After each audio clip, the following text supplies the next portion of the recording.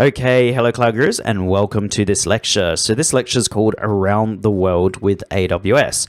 And I want to show you what the AWS console looked like in 2015. This is when I first started making courses on AWS. And I used to have this thing called the 10,000 foot overview. And I'd go and explain each individual service as it appears in the console. So what EC2 is, what Lambda is, what S3 is, what storage gateway is, etc. And that took about 20 or 30 minutes. Then by 2016, the console looks like this. So you can see a lot more services, and it took about 40 minutes to explain everything. Then by 2017, it started looking like this.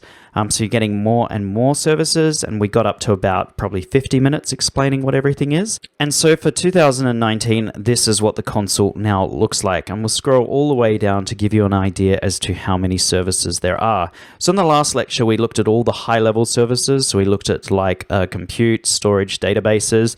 And then under this, you can see the individual services. So compute, for example, has 8 different services under there. Satellite has 1, blockchain has 1, management and governance, I'm not even going to count how many. So it is getting more and more complex. And for that reason, I'm not going to cover every single service and what it does, because it would honestly take almost 2 hours, and it's not really relevant for the Certified Cloud Practitioner exam. So I will remind you of this photo. Do not panic. You do not need to know every single AWS service, even to pass the professional level exams. There's simply too many of them now. And we did look in the last lecture as to what the different services were. So we had global infrastructure, and then on top of that, we had all the higher level services. So you just saw that in the console there. I'm not going to read them all out and waste your time, but there is an awful lot of them. And there's going to be more and more launched in 2019 as well. Amazon will launch all their services at a conference in Las Vegas called reInvent. We're there every year, so if you do get a chance to go to reInvent, check it out. For 2019, it's going to be in early December. So we looked at what you needed to know in order to pass your Certified Cloud Practitioner exam. It's really these main topics: so the global infrastructure, the compute, the storage, the databases, migration and transfer, network and content delivery, security, identity and compliance, and then AWS cost management. Migration and transfer and network and content delivery are really actually just small parts. These are the key services you need to know in order to pass your exam. So why don't we start with global infrastructure? Let's learn all about the AWS global infrastructure, because having a good understanding of this will definitely pick you up some points in your exam. So right now, there are 19 different regions and 57 availability zones around the world. And there's going to be 5 more regions and 15 more availability zones for 2019. And this is a map of all the different regions and availability zones. Now you might be thinking, well, what's the difference between a region and an availability zone? So this is a data center. Some of you may have seen these before, may have been inside them. Many people would not. It really depends on where you work.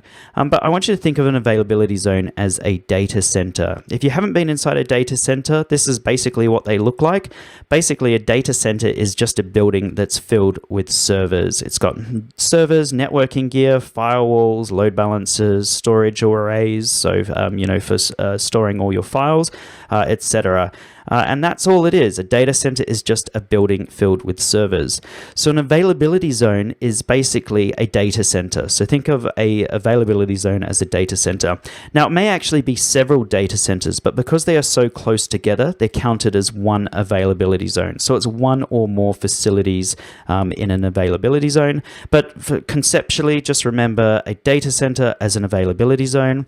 And then a region is a geographical area. So we have regions like the Sydney region, or the Singapore region, or the London region, or we have US East 1, which is in Northern Virginia, or US West 1, etc., etc. And each region is a geographical area, and it always consists of 2 or more availability zones. So that's all a region is.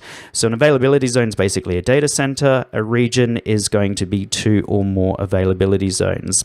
So let's have a look at today's regions. So in North America, we've got US East 1, which is the Northern Virginia region. We then have US West, which is in Oregon. We then have GovCloud. GovCloud can be used by both the US federal government as well as private companies, but there are a lot of restrictions. So GovCloud exists in US East and US West, and they're operated by employees who are US citizens on US soil. And so AWS GovCloud is only accessible to US entities and root account holders who pass a screening process. And customers basically have to confirm that they're only going to use US persons. So these are green card holders or citizens as defined by the US Department of State to manage and access root account keys to these regions. So it is locked down to US citizens. I myself am not a green card holder or a US citizen. I do have a US visa, but I would not be able to use GovCloud. So GovCloud is for federal government as well as private companies, but for only US based entities. We then have a region in Canada, which is the Canada Central region. We have another region in Ohio and another region in US West, which is in Northern California. And then down here we have edge locations. And we got more edge locations than we do regions. And you might now be thinking, well, what is an edge location? Well, an edge location is just endpoints for AWS, which is used for caching content. So typically this consists of CloudFront, which is Amazon's content delivery network. And we're going to cover that off later on in the course.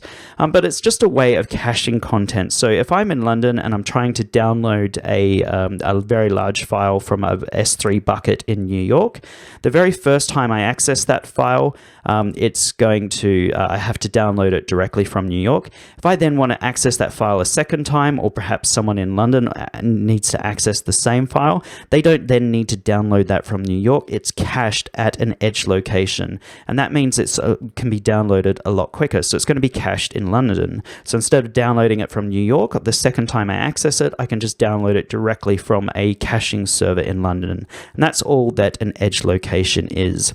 Moving on to South America, there is just one region available currently, which is the Sao Paulo region, and we have edge locations throughout South America. EMEA, so Europe, Middle East, and Africa, we have the Irish region, the London region, the Frankfurt region, the Paris region. Stockholm has actually just come online in the last couple of weeks, so that's also now live.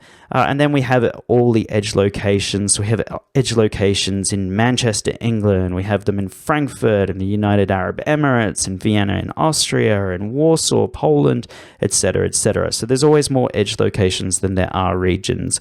In APAC, we have regions in Singapore, Tokyo, Osaka, Sydney, Seoul, Mumbai, Beijing, and Ningxi, which is in China.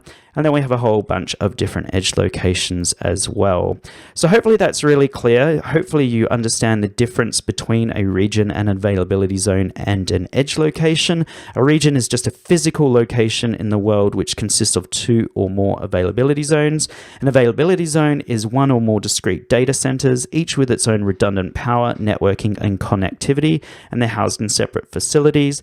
Availability zones are spread out enough so that if there was a flood in one area, that's not going to flood in another area. So if there's a sort of local weather event or something, that should only affect one availability zone. So just think of an availability zone as a data center. It could actually be 2 or 3 data centers, but they're very, very close together. So it's counted as one availability zone. And then edge locations are endpoints for AWS, which are used for caching content. Typically, this consists of CloudFront, which is Amazon's content delivery network, and we will have a lecture on that coming up. One last thing you will be expected to know for the exam is why you should choose a particular AWS region. And there's really 3 different options. So first of all, data sovereignty laws. So maybe your data can only reside in a particular country. Maybe, the UK is about to leave the European Union, or it may or may not. And maybe the data needs to reside in the UK and not within the EU. Or maybe you've got some federal requirements where you have to keep your data within the United States. So that's one reason why you would choose a particular region. The other reason would be latency to your end users. So whereas the majority of your end users, 90% of your customers in the United States in the Eastern Seaboard, well then you'd probably want US East 1 or US East 2. But if all your customers are in London, or in Ireland, then you might want a different region entirely. And then finally, it's around AWS services. So US East 1 always has the most services. It is the primary region where everything is released. And then it can take time for other regions to get those services. For example, in Singapore, it took an awful long time to get a particular service called Glacier, which we'll learn about coming up. So you may choose a particular region that has a particular service available to it. So those are the three reasons why you should choose an AWS region. Please remember that going into your exam. And always remember not to panic. We will go through each individual AWS service that's relevant to the exam, and it's going to be very, very hands-on. Now, that being said, we are done with the PowerPoint. In the next lecture, we're going to look at how we can log into AWS, and then we're going to start getting our hands dirty by using the AWS console. So if you've got the time, please join me in the next lecture. Thank you.